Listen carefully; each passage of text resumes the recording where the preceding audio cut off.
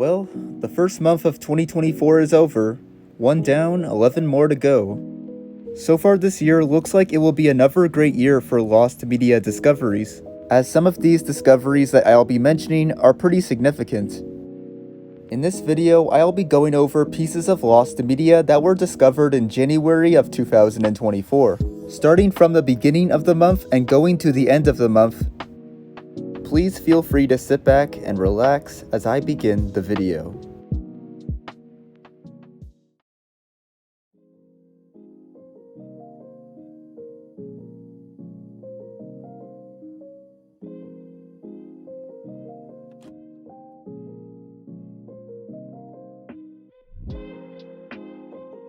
H E R Lofi was a syndicated TV sitcom produced in 1955, starring Gene Lockhart as the titular character, an elected judge/practicing attorney and widower who looks after his orphaned niece Casey, who was played by Mary Lee Deering.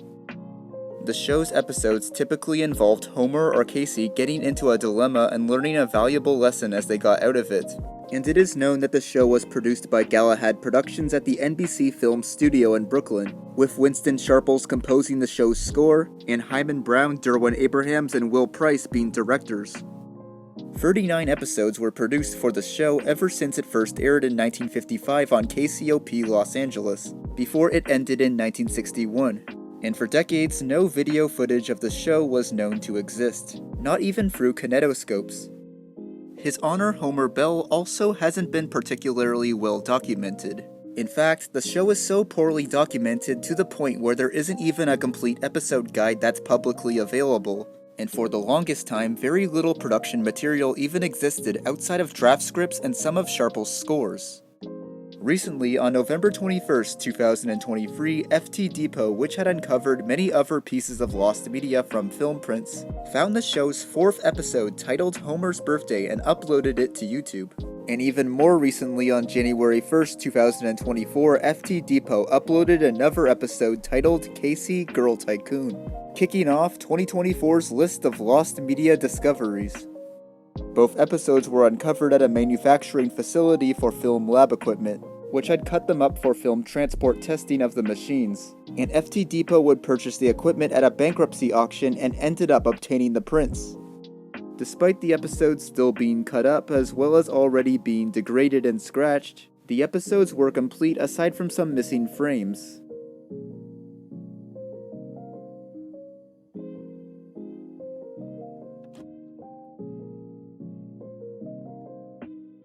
Mistin, or Kazumin as it's known by in Japan, is a Japanese anime produced by OLM Incorporated, which ran from 2001 to 2003 on the Japanese TV station NHK. During the time of its airing in Japan, Mistin was a decently popular anime and had received a few dubs in other languages, such as in English, which was dubbed by Voiceovers Unlimited, as well as it being renamed to Mistin, and it aired in Singapore on Kids Central. The dub was also broadcasted in the US on Animania HD, and additionally, the dub received a complete VCD release in Singapore by Po Kim Video. Most of the English dub for Mistin used to be available on YouTube, when YouTuber AnadisFan uploaded Mistin episodes with the English dubbed audio playing at the same time as the original Japanese audio. However, the YouTube channel ended up getting terminated, leading to the majority of the Mistin English dubbed episodes going missing for some time. However, on January 1st, 2024, all 26 episodes of the Mistin English dub were found, and uploaded to the Internet Archive website the next day.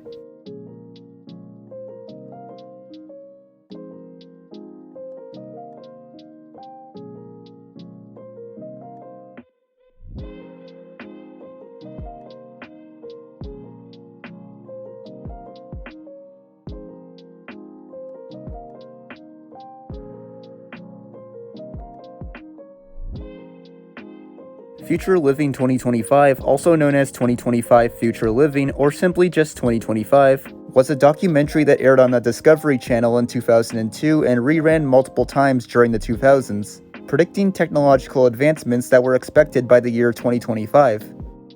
The documentary showed the high-tech life of the fictional DeMarco family, along with real-world footage of prototype technologies and interviews with scientists and engineers, discussing topics such as self-driving vehicles, teleimmersion and remote work, virtual and augmented reality, wearable computers like smart glasses, for example, low-cost space transportation, emotion sensing machines, ambient intelligence, green buildings, home security systems, hydrogen fuel cell vehicles, personalized media, ultra-thin LED displays, and intellectual and creative games and toys.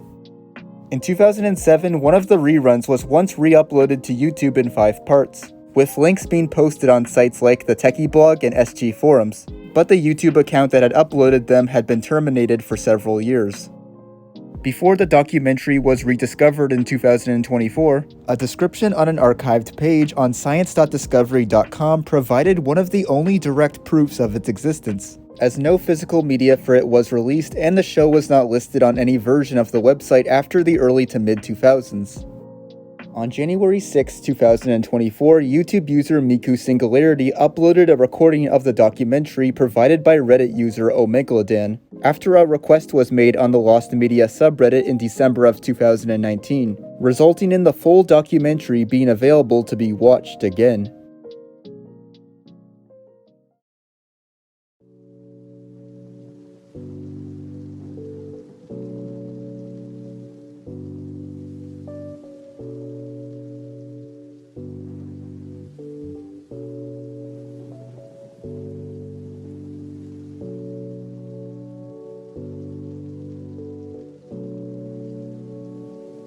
In October of 1985, Wausau, Wisconsin-based company Connor Forest Industries Incorporated decided to branch out into the edutainment area of the video game market, and in order for them to facilitate their new arm of their business, they created the Connor Toy Corporation and Connor Electronics. Between the years 1986 and 1990, the two subsidiaries produced at least 3 different edutainment game consoles, which were the Video Smarts that was released in 1986 being aimed at children ages 3 and up, the Computer Smarts that was released in 1987 being aimed at 4th and 5th graders, and the Video Phone that has very little known information for it. Most of their games were held on VHS tapes, as Connor Forest Industries wished to incorporate full-motion video, and it should be noted that at the time CD technology was not yet capable of storing sufficient video data, although some companies did use Laserdisc, which were pretty expensive. However, VCRs were common in households at the time, so Connor decided to use VHS tapes that expected users to connect their existing VCRs to the main console, and it seemed like a good way to engage children in the learning process, since they had become very comfortable using televisions and VCRs at home. The videos themselves most often featured multiple puppet characters that addressed the viewer directly, with the videos also cutting to traditionally animated characters to explain certain concepts in better detail. In addition to the VHS tapes, Connor's second console, the Computer Smarts, featured a cartridge slot, though it is unclear how many cartridge games were produced, as well as it also being unclear as to whether these cartridges also worked in tandem with the VHS tapes, or if they were separate games to be used when the Computer Smarts was not connected to the VCR. Between 1988 and 1990, the Connor Toy Company and Connor Electronics were believed to have collapsed due to poor sales of the Computer Smarts console, and eventually a commercial for Connor's first console, the Video Smarts from 1990, had surfaced on the internet, revealing that Video Technology Incorporated later distributed the Video Smarts, although it is unclear what their relationship with Connor was at that point. Since 1990, Connor's free edutainment consoles have fallen into obscurity, with consoles and VHS tapes only occasionally appearing for sale on sites like eBay. The Video Smarts was Connor's first edutainment console, released in 1986, becoming the first game console in the world to use VHS tapes to hold the game data, and the console had 4 large buttons and a built-in speaker, with it being built to be connected to the audio output of the VCR in order to receive signals from a VHS tape. The console was known for having a main character that was a puppet known as Teachin' Teddy, which often played the role of a young child who would learn lessons alongside the viewer, and was accompanied by 2 other puppets who were Roger Parrot and Penelope Goldfish. The puppets were known for speaking to the viewer directly and posing questions, and signals coming through the audio line would tell the console what the correct answer is, with a calm voice from the internal speaker telling the user whether they got the answer correct or not.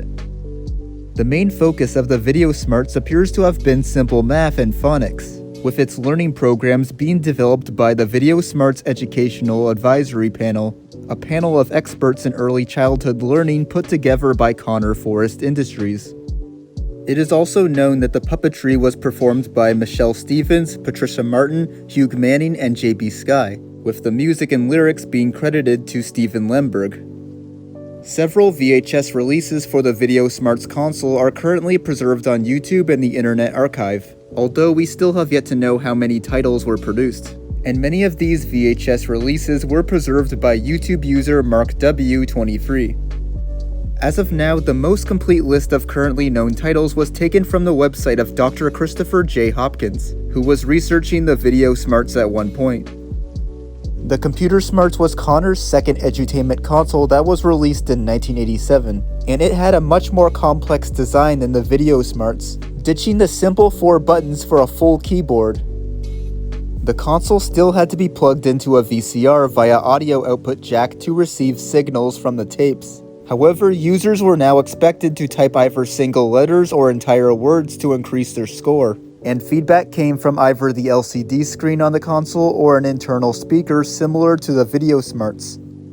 In addition to VHS tapes, the console had a cartridge port, although it is unknown how many cartridge games were released, or if you could use the cartridges and VHS tapes at the same time, although the console did have a portable mode that did not require a VCR, so it is likely that the cartridges were used only in that mode. There are 2 versions of the console known to exist. The first version of the console, model number 6250, features the screen attached by a hinge, so it can be folded down when not in use, and it has a cartridge slot on the top, along with a hardwired audio cable which ends in an RCA jack, which is meant to be plugged into the output jack of the VCR. The model does not appear to have any program included by default, as it shows nothing when it is turned on without a cartridge in it, and it does not appear that this version can be used with the VHS tapes without a cartridge inserted, so a cartridge is needed if you want to use it.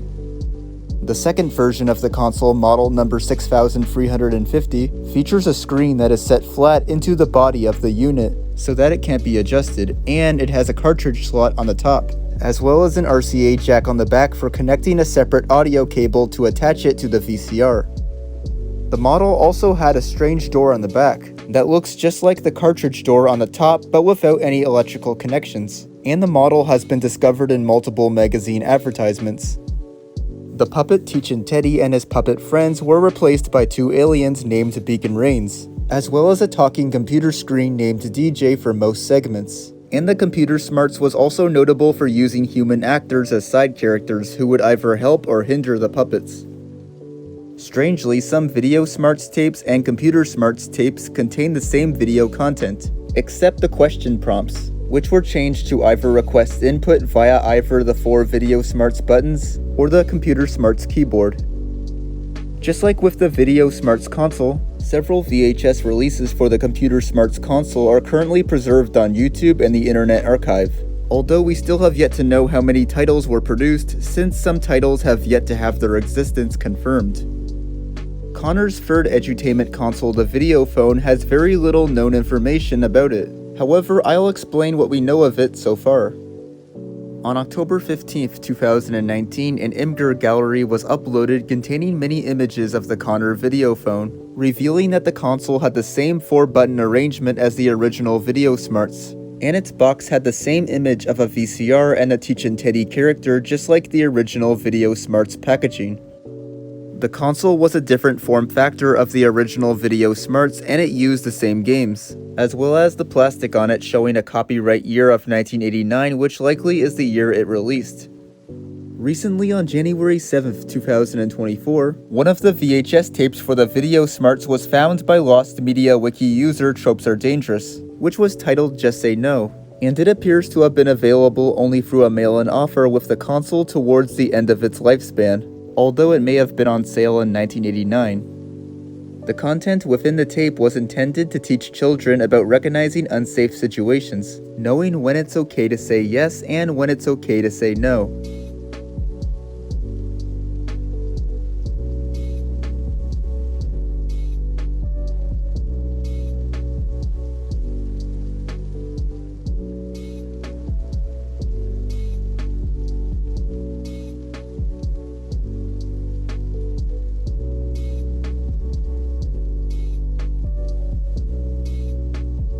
Happy Wheels the series was a web series created by Machinima and the creators of Happy Wheels, and was made exclusive to Verizon's Go90 streaming service, making its debut on November 15, 2016. The series takes place in the fictional town of Happy Wheels, a town that is well known for its enormous death count. And in each episode, there is a new adventure/story being told to the audience, as well as a fictional organization in the series called Deaths, which attempts and fails to lower the city's death count.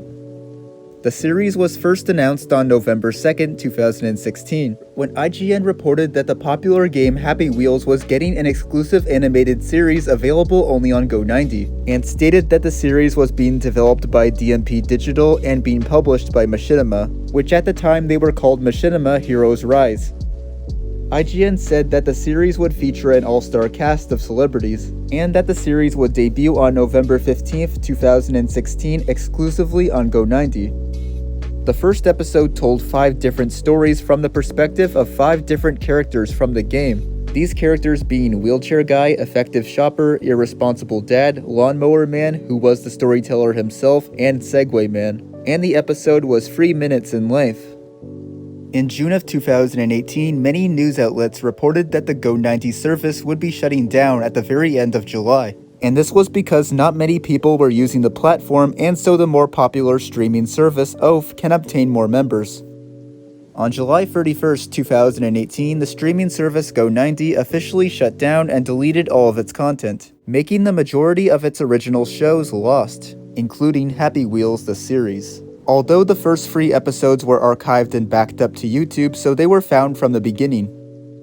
Eventually, episodes 4 to 9, excluding 7, were found, leaving it the only episode in the series that is currently lost as of now, and only an image of a promo teaser for the 7th episode of the series has been found, along with a review for the episode, that was titled Stephen Saves the Day.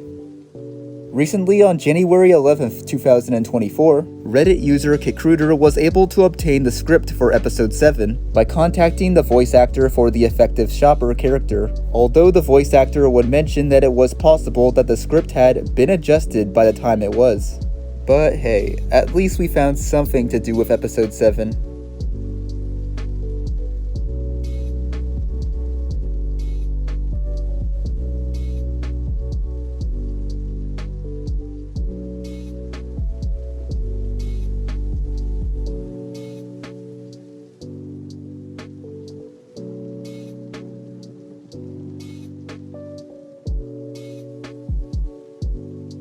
Dick and Dom into Bungalow was a UK television program made by the BBC for young viewers, and presented by Dick and Dom, who were played by Richard McCourt and Dominic Wood.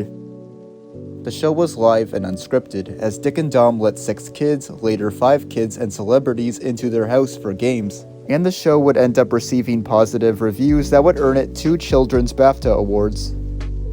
The first 2 series aired on the CBBC channel in fall of 2002 and spring of 2003 respectively, before the show would premiere on BBC One in fall of 2003 while still airing on the CBBC channel, so it can reach a much wider audience.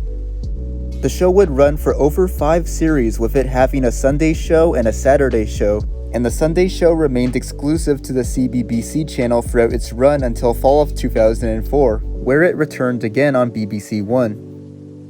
In fall of 2005, the Sunday show returned again to BBC One, though this series was interrupted multiple times and forced to go to BBC Two due to news events, before it was permanently moved over to BBC Two in January of 2006 until the show ended in March of 2006.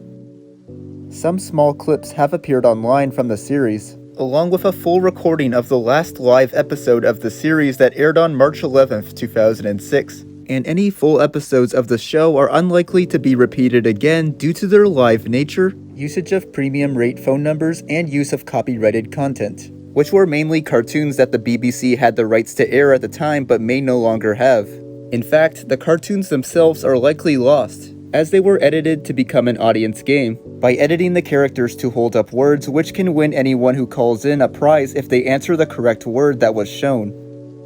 As of making this video, the entire series consisting of 263 episodes has yet to be completely found, and very recently on January 13th, 2024, YouTuber Breadfang uploaded a partial recording of the 7th episode of the show's first series. That aired on September 21st, 2002, making us slightly closer to finding the entire series.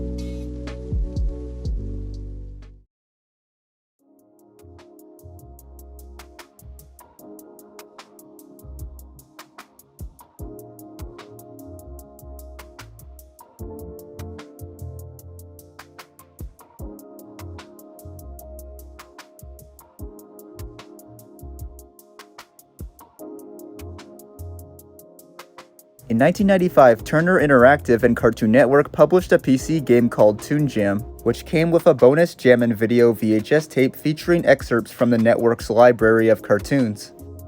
Both the game and the VHS tape were hosted by Moxie from the Cartoon Network cartoon The Moxie Show, and music videos created within the software could be seen during commercials on Cartoon Network around the time the game came out. The game in itself is a multimedia video creator similar to games like Microsoft 3D Movie Maker and Nickelodeon Director's Lab, and the game allowed players to create music videos with music, backgrounds, and characters from shows that aired on Cartoon Network, like The Jetsons and Yogi Bear. And once done, the music video could be saved to a floppy disk.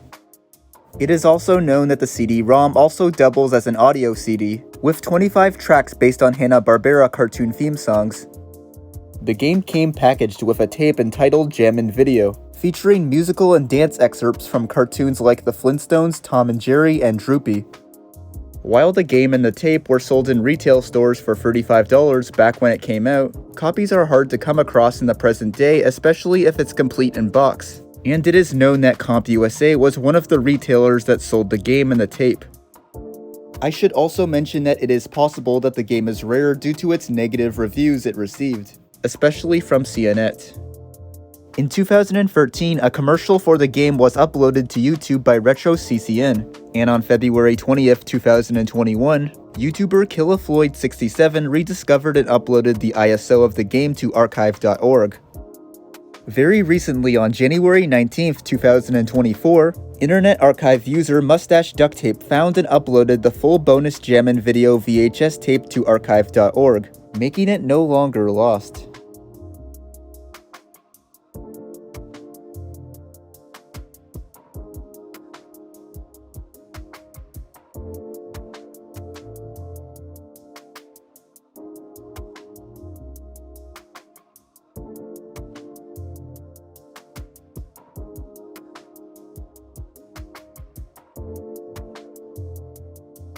Back at the Barnyard was a TV series that aired on Nickelodeon from 2007 to 2010, and on Nicktoons in 2011, and the show was a spin-off of the 2006 movie titled Barnyard. Despite the show being well known, it isn't well known that in the year 2000 a test pitch for the series was created titled The Barnyard, that was produced by DNA Productions for O Entertainment. The short was advertised with the tagline, "What do animals do when humans aren't watching?" And although it was never publicly released, footage of it can be found in an old Back at the Barnyard teaser trailer from 2005, as well as screenshots from it that can be found on an archived backup of DNA Productions' website. For some time, the short was rumored to be a pilot for the show, before it was eventually revealed in a tweet thread by Todd Grimes, a director of the show, that it wasn't a pilot but a test pitch. On December 20th, 2022, YouTuber BuildShip found more footage from the pilot taken from the behind-the-scenes DVD for the voice actors of Barnyard. And on January 20th, 2024, YouTube user Live DJ Rock uploaded the full test pitch that was obtained from a VHS and an eBay listing, rendering the pitch as found and publicly available to watch.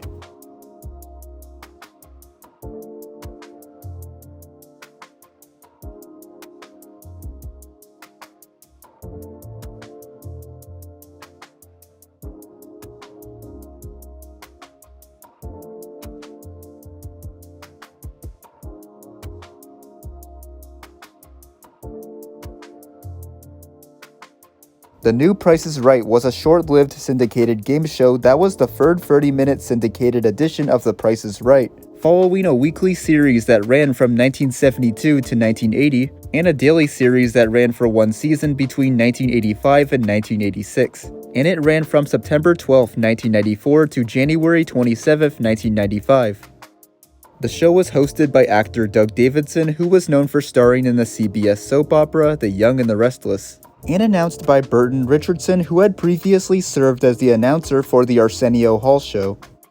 While this version of the show was short-lived, it would go on to have a cult following and receive praise for fans of the CBS version for being different than it. And because the show was on the air for a short amount of time, many of its 80 episodes ended up becoming lost.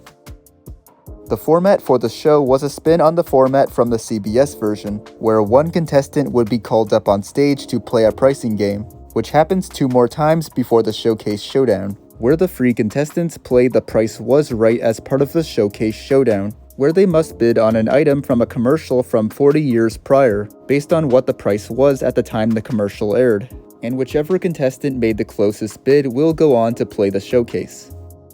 The winning contestant gets shown a showcase, and after being shown the showcase, they must stop a $10,000 price range, going up a chart of amounts ranging from $10,000 to $70,000. And if the price of the showcase shows up in the range, the contestant wins the showcase. The new Price is Right also employed the daytime series Big Wheel for the Showcase Showdown in several of the show's earlier episodes, where the contestant closest to $1 without going over would still be in the game, with a spin-off being played in case of a tie. And any contestant that hit $1 exactly won $1,000 and a chance at either $5,000 or $10,000 with a bonus spin.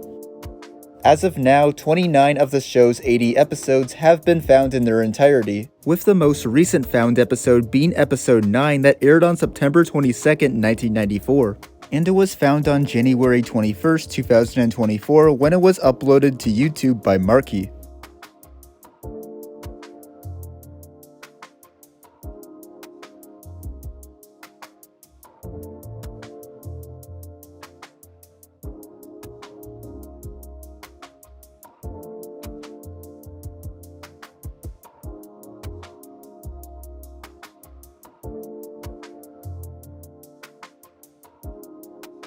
Hazedon, also known as Chief Joker in English, is a fantasy comedy anime series that aired on the Japanese television channel Fuji TV from October 5, 1972 to March 29, 1973, and it was the first show produced by Sunrise. The show is about a goby fish named Hazedon who travels the world with his best friends Puyon, a blowfish, and Chiron, a mermaid, and the show ran for only one season that consisted of 26 episodes. Each episode had a runtime of 30 minutes, except the last episode, which had a runtime of 22 minutes. And each episode also had a 2-part structure, except for the last episode, which was a full 22-minute episode. The show never had any form of home media release. However, the first 12 episodes, along with episodes 15 to 18, could be found on private trackers. On December 24, 2022, YouTube user JHK uploaded the full final episode of the show, although his upload was in a considerably lower quality than the other found episodes. And very recently, on January 30, 2024, all 26 episodes were found on a private anime tracker and were uploaded onto the file hosting service known as Mega.